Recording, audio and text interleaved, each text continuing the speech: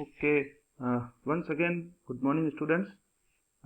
Today we are going to discuss the most important topic of your syllabus, that is signal correlation, right? Actually, हमने last class के अंदर fundamentals of correlation पढ़ लिए थे, right? So what we have understood till now, I am just summarizing these points in a single slide, right? First of all, we have understood basically the correlation is a measure of similarity between two signals, right? हम similarity check करना चाहते हैं दो signal के बीच में, right, with the help of correlation. Correlation can be of two type, auto correlation and cross correlation.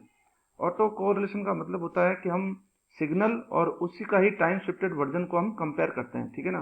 But in case of cross correlation we make use of two different signals. Okay, now as far as the application is concerned, so it is mainly used in image processing and machine learning, and it is also used in pattern recognition, right? So today we are going to discuss about the pattern recognition, how in the field of pattern recognition the cross correlation plays an important role. Okay, तो basically सबसे पहले हम समझना चाहते हैं कि ये काम होगा कैसे, पैटर्न रिकॉग्निशन का मतलब क्या है, ठीक है ना. एक्चुअली जब हम टेम्पलेट मैचिंग की बात करते हैं तो यही हमारी एक सिंपल पैटर्न मैचिंग टेक्निक है, basically used in digital signal processing और in particular digital image processing, right. Template matching uses a reference image. यहाँ पर हम लोग एक रेफरेंस इमेज काम लेंगे, उसको हम कहते हैं टेम्पलेट, राइट. ये छोटी इमेज होती है और इसको ही हमारे को मैच करना होता है टारगेट इमेज से, जो कि हमारी बड़ी इमेज होती है, ठीक है ना. अब हमारा प्रॉब्लम स्टेटमेंट क्या है, ठीक है ना. So the problem is to find if and where the target big image है हमारी, there is an occurrence or at least a similar enough occurrence of the template in the target image. Actually हम देखना चाहते हैं कि जो हमारी reference image है, यहाँ पे जो टेम्पलेट इमेज है, वो जो मेन इमेज है हमारी टारगेट इमेज, उसमें वो कहाँ कहाँ अपियर हो रही है, ठीक है ना. So we need to find out the appearance of the template, that is reference or small image, in the target image, that is big image, right. And in order to do this we make use of the concept of cross correlation, right. So अब इसको problem को थोड़ा सा graphical वे में आपको मैं समझा देता हूँ. यहाँ हम एक बड़ी इमेज कंसिडर कर रहे हैं, हेलो वेलकम टू, राइट, और ये है हमारी छोटी इमेज. तो जब हम क्रॉस कोरिलेशन करें तो हम चाहते हैं कि ये जो ओ है अपने पास में, ये कहाँ कहाँ है, ये इसकी मैचिंग जहाँ जहाँ ये ओ है वहाँ वहाँ ये इसकी हो जानी चाहिए, ठीक है ना. तो हम आउटपुट क्या चाहते हैं, हम आउटपुट को इस तरह का चाहते हैं, ठीक है ना, कि ये हमारा टारगेट है, ये हमारा टेम्पलेट है, और हमारा आउटपुट कुछ इस तरह से आ जाए. और इस तरह के आउटपुट को अचीव करने के लिए I have prepare a program in MATLAB which represents how pattern recognition based on the cross correlation is implemented in MATLAB. तो मैं अब आपको सीधा ही मैटलैब में ले चलता हूँ और इस प्रोग्राम को समझाने की कोशिश करता हूँ, so that the things would be more clear to you, right. ये जो कमांड्स हैं, शुरू में आप देखें CLC, क्लियर ऑल और क्लोज ऑल, ये आप सभी जानते हैं कि जो पहले के जो हमारे वेरिएबल्स पड़े हुए हैं उनको हम क्लियर कर देते हैं, और कमांड जो विंडोज है उनको भी हमने क्लियर कर दिया, ठीक है ना.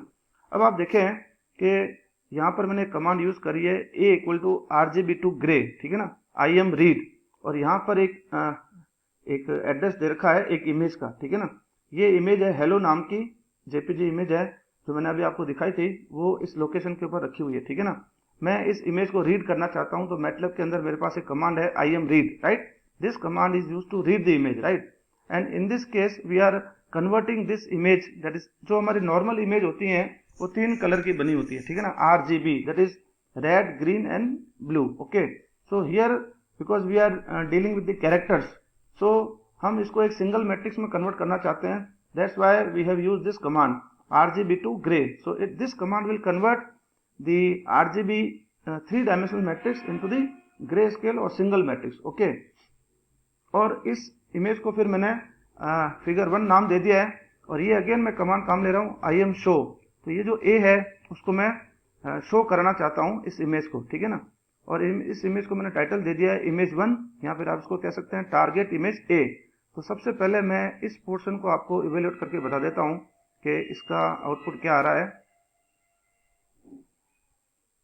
So here you can see that this is the our target 1, or you can say target image A, hello welcome to. Okay, हम इसको क्लोज कर देता हूं.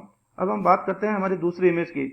जो पहली इमेज के साथ हमने ट्रीट किया था, जो काम किया था, वो सेम काम अब हम सेकंड इमेज जो हमारी बी है, जो कि हमारी टेम्पलेट है, उसके लिए हम करना चाहते हैं। ठीक है ना, इसको भी अपन रीड करके देख लेते हैं।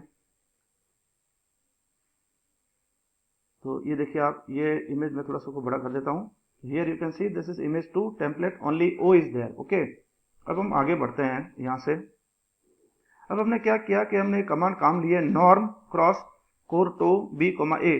जो हमारी इमेज आपने देखा होगा कि जो इमेज ए है वो बड़ी वाली है और जो बी है वो छोटी है। ठीक है ना, तो ये कमांड क्या करेगी, this command will compute the normalize cross correlation of matrix b and A.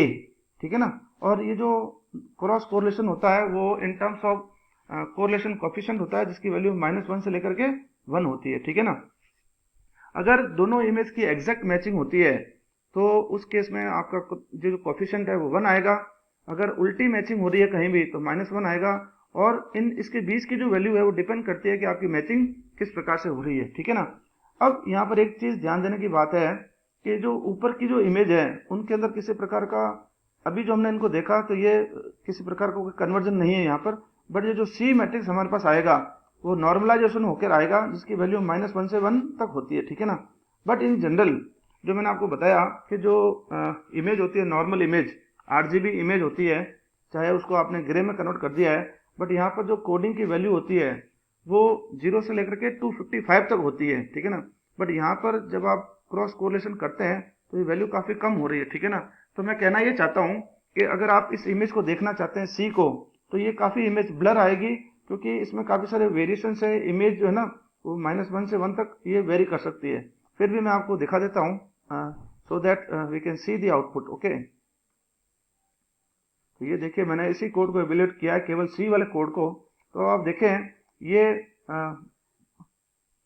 Normalise correlated image है जो कि हम प्रॉपर्ली नहीं देख पा रहे हैं। उसका रीजन ये है कि जो कोरिलेशन कोफिशिएंट है उसकी वैल्यू -1 से लेकर के 1 तक है। ठीक है ना, अब अपन आगे बढ़ते हैं।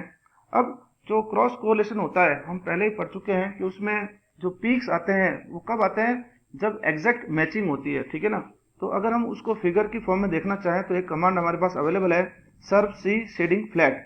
तो इस कमांड से आप 3 डायमेंशनल फिगर देख पाएंगे इन टर्म्स ऑफ पीक्स। ठीक है ना, तो ये भी मैं आपको एक बार इवेल्यूएट करके बता देता हूं कि ये किस तरह से रिजल्ट रहेगा हमारे पास में।